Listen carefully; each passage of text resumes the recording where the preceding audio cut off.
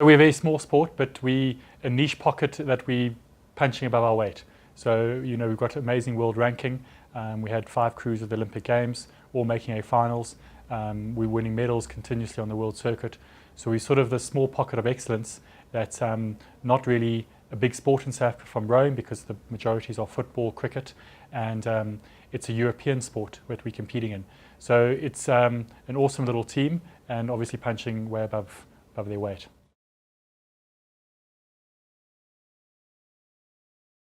I mean, this game, you put a lot of passion and time in. And I guess it's not easy for us in South Africa on the rowing side. But when you do well, the emotions are huge. I think a friend of mine who coaches the British team, they expected to win gold. So when they win, it's sort of a relief that they didn't fail. The difference with us is we're not expected. And we know we're punching above our weight. So when we do, the emotions for the athletes, the emotions for the coaches are just that much greater. There's that old saying that the journey is only measured by the difficulties you encounter to get there, and then the success of it.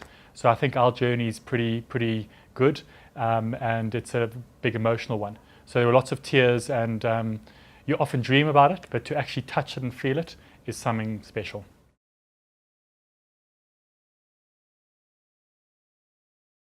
It takes a long time.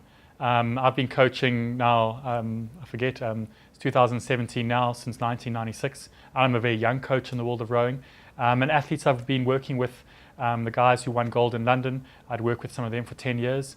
Lawrence and Sean, who were now in Rio and won silver, I've been working with them for 10 to 12 years. So it takes a lot of time, but it takes a lot of dedication and time as much. So the dedication is they train 3 times a day, every day of the year. For 3.5 years leading up to the Olympic Games. And it's obviously not a money sport, so they're really doing it from a passion and a will to be on the podium and obviously see the South African flag rise.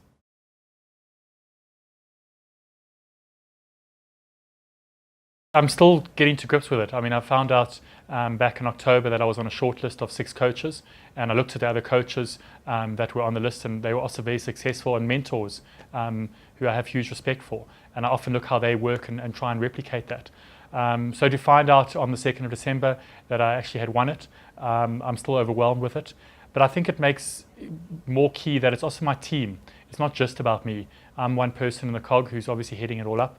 I've got other coaches, physiologists, doctors, and it just puts South African rowing on the map and saying that we can punch above our weight and we can be successful.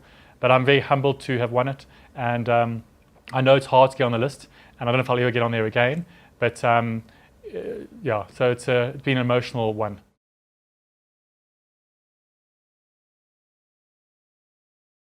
I think you've got to have a lot of passion, obviously, in the sport, and you give a lot of time.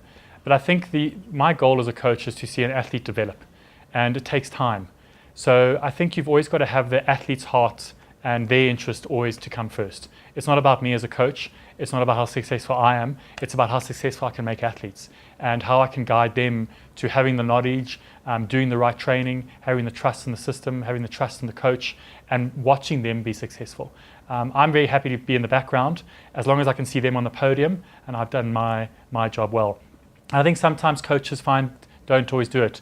I'm not one who, athletes don't row for me, they row for themselves. Because at the end of the day, it's only about them. I'm there to facilitate a process of getting them from an average athlete to an Olympic champion.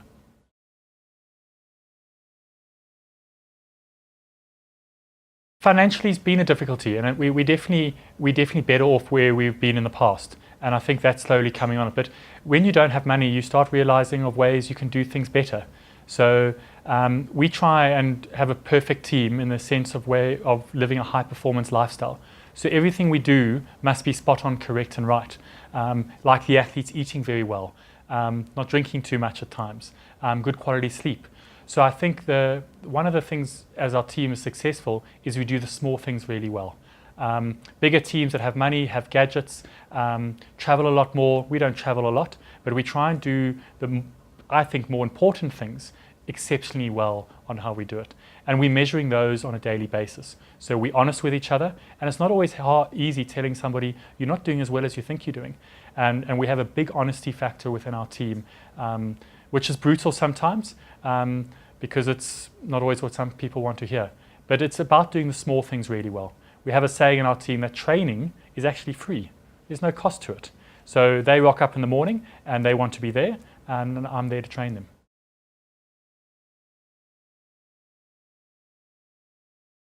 It's hard and ruthless. Life's not fair. Sport's not fair. And I think in the corporate world, it's also probably not fair. And as soon as you come to terms with that, you start looking at other avenues that you can control to do really well. As a coach, I am a bit of a control freak, but I can't control the weather.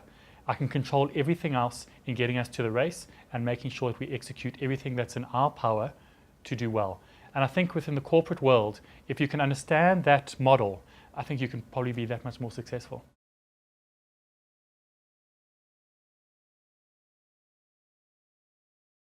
So about a year and a half ago, there was an ad they wanted to make, and there was a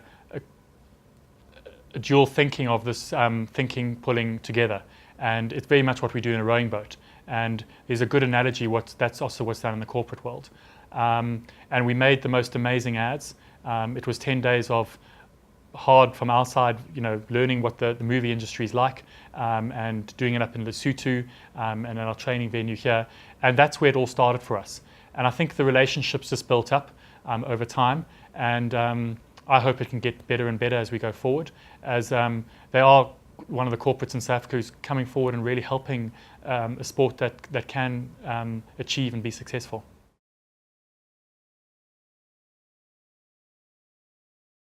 I learned after London, we won Olympic gold there, and I was still that was 4 or 5 years ago, and I really thought things would change, and I was still a very young coach.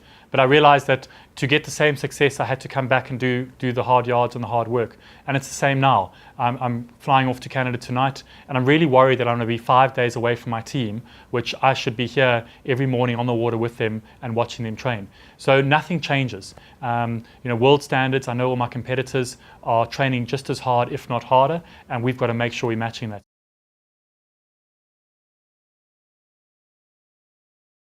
We're working hard towards Tokyo. I think the belief in the team is very strong now. Getting fourths and fifths, it was a hard lesson for as coaches and athletes to learn. However, winning a silver and knowing that we can be competitive on the international stage has really given us the belief that if we do it exactly the same and a little bit more, we can turn those fourths and fifths into all golds. But we're very proud of the silver medal, because to walk away with nothing would be 10 times worse. But to come away with a silver, and for two athletes that Lawrence Britton had cancer and was out of the sport and fighting for his life 18 months ago. So the stories are amazing, and we hope with those results we can obviously do better in Tokyo.